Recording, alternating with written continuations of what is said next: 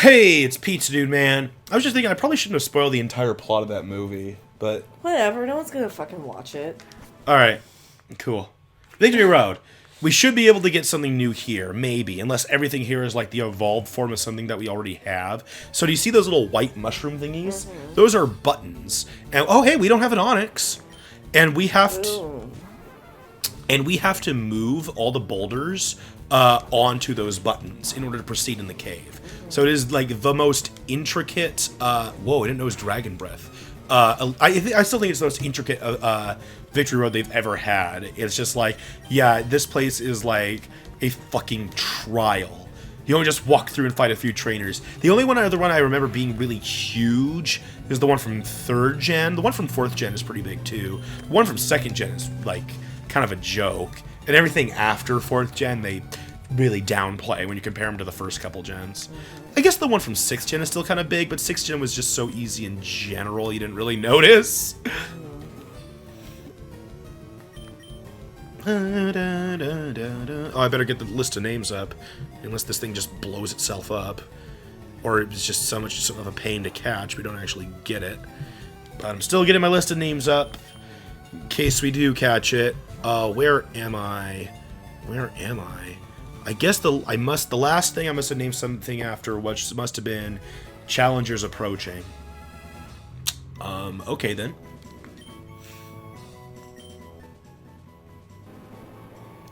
Onyx. As it grows, the stone portions of its body harden to become similar to black-colored diamonds. Okay, that's pretty hard. Alright, we are naming this Onyx after Thomas J. Ashwell. So, that's a really long name. How about, can we do Tom Ashwell? What was your TJ Ash? Yeah. Oh my god, that sounds so hip. Dude, Thomas, if you're watching, that might be a good one to go with. TJ Ash. I'm gonna go blow my nose. I could probably do TJ Ashwell, just to be a little more true. So whatever. Fine. TJ Ashwell. Okay, go blow your nose and I'll talk about TJ Ashwell. I'm so calling him that from now on. Thomas Ashwell, kind of like the guys of Challengers Approaching, was a guy I met through doing Smash stuff on YouTube. He did some speculation stuff, but mostly it was, or did he? I don't even remember. But he was in some Smash tournaments with those other guys that I wound up taking place in. And then he does a lot of Let's Plays as well. So he's a guy I watch and follow and occasionally chat with as well. Just because, once again, we're both Let's Players with a similar-ish number of subscribers. He's got more than me. Like I said, that doesn't make a difference to me, but like, I just thought it was worth mentioning. But yeah. Wait a minute. Oh, right. I thought I activated Strength. I just used Repel. Which, yeah, I want Repel.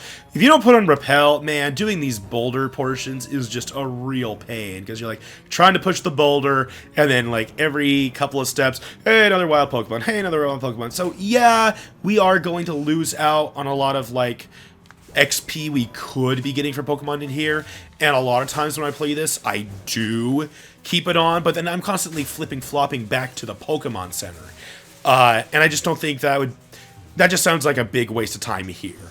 And also, I'm not worried about losing out XP, because, I'm going to grind these Pokemon up to level 60 before I take on the Elite Four. That's going to be the next Karaokemon episode, which, I've already got kind of a song list for what I'm going to do for the next Karaokemon episode. There's going to be at least one more Karaokemon after that, because I'll have to grind Pokemon again before we take on the rematch Elite Four later down the line.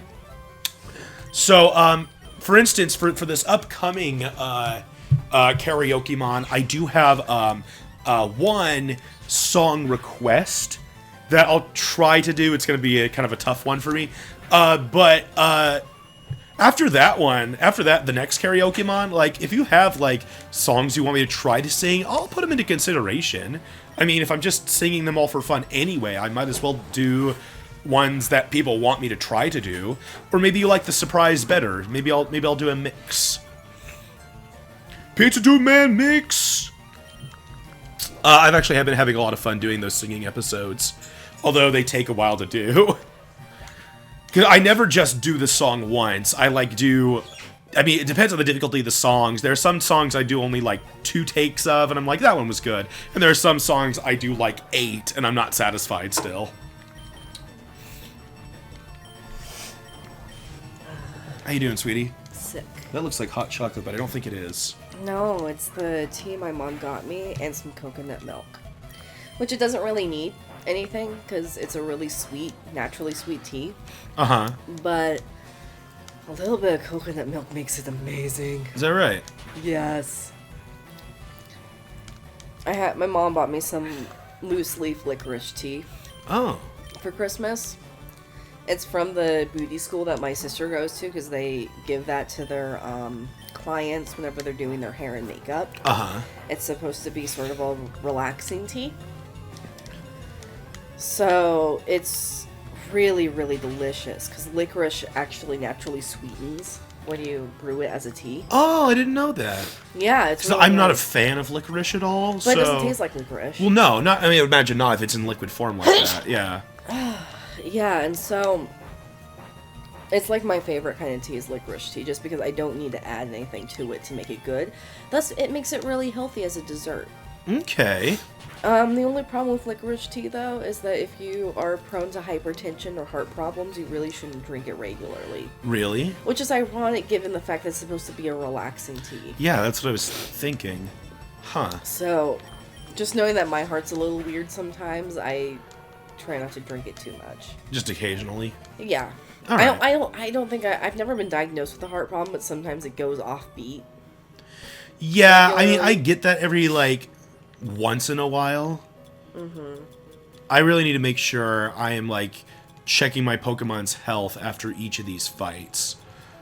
Because, and that's what all these healing items are for. I mean, it's a long stretch with not a lot of chances to heal. Oh, cool, I actually have a burn heal. I should use that first before I resort to full heals. So we get the very uninteresting Gen 1 Pokemon cave music. Mm-hmm. Say it's not very exciting music at all. Oh, Dragon Claw! Ooh, can someone learn that? Because that could be a really good tool against Lance. Because Dragon's good against Dragon. Mm-hmm. Gosh, I'm so used to the TMs being its own bag, but here you gotta go to the TM case. I'm not gonna teach Dragon Claw to anyone yet, but no one can learn. What? Not even Seamus, who has claws? Come on! How come Sandslashes have such terrible move pools? I don't know. So what I'm gonna do now is I'm gonna leave and come back, because that's how I get the other item from up there. Oh my god. Oh, now I'm gonna move this boulder again? God, you've got to be fucking kidding me. My nose is so stuffed up. I thought that when I put a rock on a button, it would stay on the button. So, okay, we are definitely not leaving Victory Road, if we can help it. But I mean, if I run out of potions, I guess I'll have to. So what'd you say about your nose? So stuffed up. I know, it sounds like it. You okay? I don't like being sick. And this is before they integrated the automatic, would you like to use another repel thing? So every time I want to use a new repel, I gotta go back. And That's there it is. terrible. I hate that. Yeah. See, if it was a newer game, I wouldn't bother getting max repel, because I don't think it's the most cost-effective one, but it's one with the most steps, so I don't have to, like, I don't have to go back into my inventory as much. I would so laugh nice if you thing. accidentally pushed that into the Pokeball.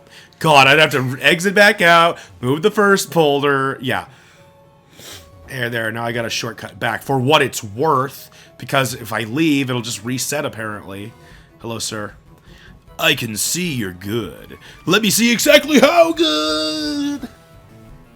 You're creepy. Do you like my purple hair? They call me Cool Trainer Rolando. And I've got 5 fucking Pokemon! I mean, each of the trainers here are, like, supposed to be trainers that are ready to take on the Elite Four. So they're, like, really powerful. Well, they have a lot of Pokemon, and they're in their, 40s and stuff. Their Pokemon are in their 40s. They're middle-aged. Middle-aged Pokemon. I don't know if being Eradicate was the right path in my life. I think I would have been a lot happier if I had been a Psyduck instead. I so hope I don't ever have a midlife crisis. Well, if you take after your dad, you will. I'll have multiple. I'll be starting it right now. Oh my God, you should tell some of the stories of your dad's midlife crises. He's had multiple, and he's had them from the time of his, like, late 30s to now. They're not really crises, they're just things he's picked up and have gotten obsessed over. Okay. But, okay, so, it all happened after he left his band. Right, because that's what he did for the longest time. Yeah, he was the drummer in a band. Mm-hmm. And what ended up happening is that he needs something to do. So, one of his midlife crises was this alter ego called P the Clown Man, like the letter P. P the Clown Man. And it was just this mime-like character that performed magic tricks and stuff. And he developed, like, a personality and whatever around it. And it was just his own character that he made movies about and stuff. And, like, he had his own movie equipment. Like, he would buy all the equipment needed for each of these midlife crises.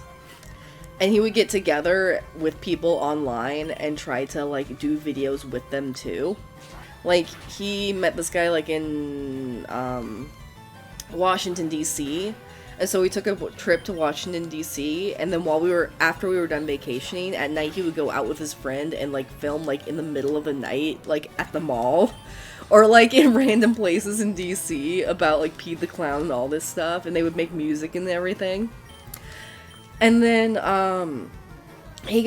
for whatever reason, he got tired of Pete the Clown Man and made another alter ego called, shit. I'm forgetting its name. What was it, though? It was this very eccentric musician. Huh.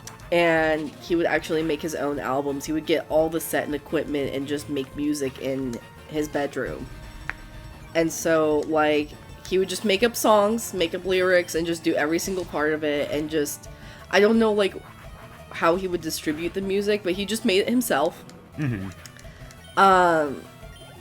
God, I forgot who it was, but then he got, like, Beth and I involved in it because he wanted to make characters for, like, us two, like, alter egos and whatever, to, like, perform and, like, make music as well and make, like, different sound effects. Like, I did, like, dinosaur sound effects in the middle of the music, which actually were pretty cool because, like, I did some crazy shit with, like, my, like, nasal passages and stuff to make really high-pitched noises.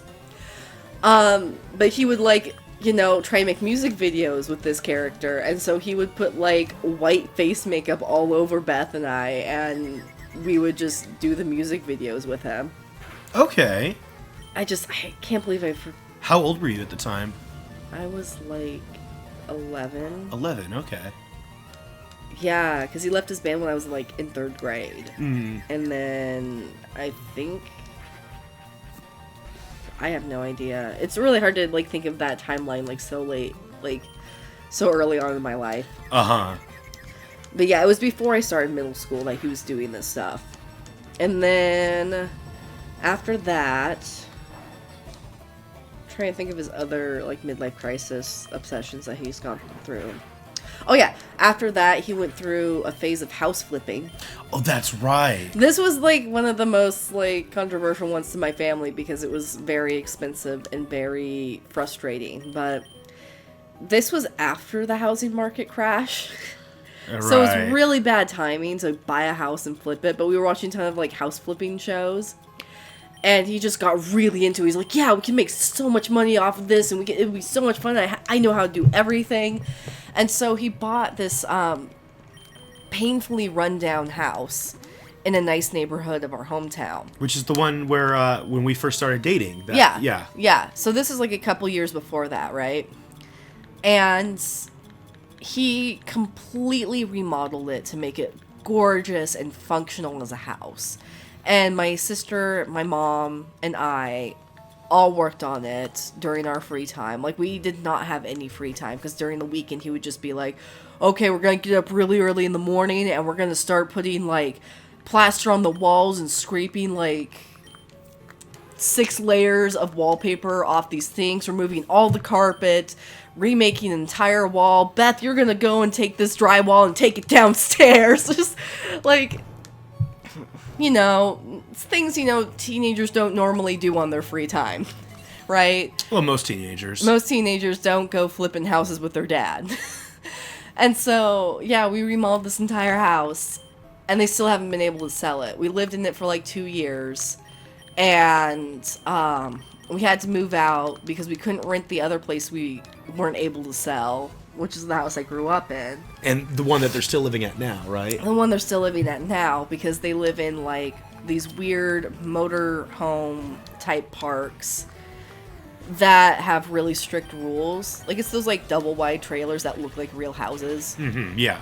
But like the person in charge of that area is really, really frustrating to work with, and you can't really sell a house worth shit in there because of it. Oh. But yeah, so like we remodeled that. But actually before that, now I remember what was going on with middle school. He was still doing remodeling houses stuff, but he was remodeling our house that we were living in at the time before he bought the other house and remodeled it. Oh, so okay. we completely revamped that house, and then we went to another house and revamped that. And then for a while after that, he stopped having a lot of his midlife crises hobbies. Okay. And then once Beth started driving, he got really into remodeling a car. So we bought like this really old kind of junky Ford truck, and he just got really into redoing it. And at some point it basically became his truck and not Beth's because of like how much time he was putting into it. But yeah, he really got into cars for a little bit. And then when we moved back to our the house we grew up in, and I went off to college, he got into canoeing. Really? Oh, I didn't remember that. Yeah, he really got into canoeing. It was really, really short-lived because it was when they moved up to Olympia Oh, for like a that's year. right. Yeah, they moved up to Olympia because they just really wanted to get out of our hometown, and they found a couple of nice little rental places in Olympia and lived there near my aunt, and we're having a good time and stuff. And my dad bought a canoe for whatever reason because they were right on the water, and he's like, I'm gonna go canoeing. Has no experience in canoeing, by the way. I mean, you gotta start somewhere. But he just bought a canoe and just went out on his own, just to whatever. Got really, really into it. This was when I was in college, so when I came back during the summer, he would like make me go on the canoe with him. Oh, well, that's kind of cool. It was fun until we got caught in the wrong current and got lost and had to beach ourselves on an island and figure out how to get back home. But, you know, it was fun. Yeah, you know, give and take. You know, It's an adventure. It was very adventurous. It was frustrating, but it was an adventure. Yeah. Also, hauling a canoe across the beach was a terrible, terrible thing. Really? It is hard to do when it's hot and you're sunburned. But yeah, so we got to canoeing for a while. And then they moved back to our hometown because they couldn't afford to stay in Olympia and have 2 houses that they couldn't really... Right, 2 houses in our hometown plus 1 in Olympia. So. Well, plus 1 rental in Olympia. Right. So they moved back to our hometown. And that's when he got into tattooing. Oh, yeah, that's right. Yeah, he got this like old tattooing machine to practice on. He actually got his licensing for it and everything. Went through all the classes and stuff, and was kind of going through some training with the tattoo artist that we go to. Oh, the one that did like all your tattoos. Yeah, the guy that did all my tattoos. Well, that's a good idea. I mean, that makes sense. Yeah, of course, you go to the family friend. And he did that for like almost a whole year. And was really into it and really wanted to get into it and stuff. But then, like, I don't know what happened, but he stopped doing it. Oh, yeah, because that sounds like one he could have really done well in. Oh, yeah. He's very artistic. He's very artistic. He's he's someone that, like, you know, as far as art and music goes, he has a lot of natural talent. He never had to have any training or schooling in music or art, but he is fantastic at what he does. We're already a little over time, so I'm gonna go ahead and cut off here, and we'll just continue right back where we left off next time. Yeah. Bye. Bye-bye.